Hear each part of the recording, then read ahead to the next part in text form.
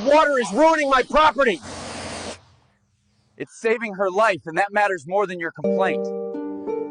It was a warm Friday morning when I pulled up to Mrs. Johnson's house.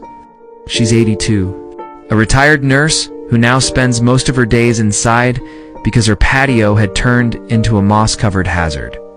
The green slime made every step dangerous, and after her recent fall, she was too afraid to go outside at all. When I knocked, she cracked the door with a smile.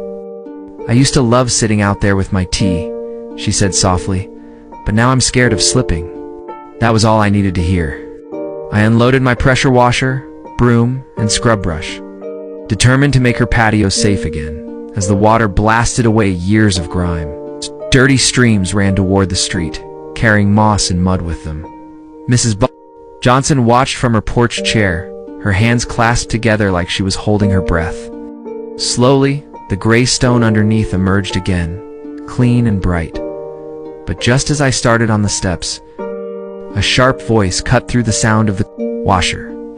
"Hey, you're flooding my side," was her neighbor, storming over with a phone in hand. "All that water's running onto my walkway. You're ruining my property." Shh. I shut off the machine, staying calm. "Sir, I'm just cleaning her patio so she can walk safely. The water will dry in minutes," he scowled. "Doesn't matter. You're trespassing with that hose. I'm calling the cops." Mrs. Johnson's face went pale. "Please," she whispered. "He's only helping me." But the neighbor was already dialing, making a scene loud enough for other neighbors to peek out their windows. Minutes later, a police cruiser pulled up. The neighbor waved frantically as if he'd caught a criminal. An officer walked over, eyeing the wet pavement. "You got a call about water damage and trespassing? What's going on here?" Before I could answer, Mrs. Johnson gripped her cane, stood shakily, and spoke with surprising firmness. "This young man is helping me. That patio is dangerous. He's given me back my freedom." The officer looked at the neighbor, then at the clean, drying patio, and finally shook his head. "Sir, there's no violation here. He's helping her." End of story.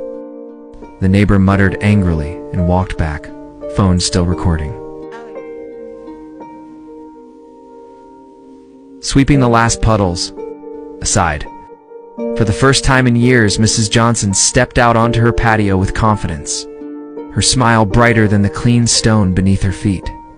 That day, I realized helping someone isn't always easy. Sometimes you have to fight through noise. In conflict,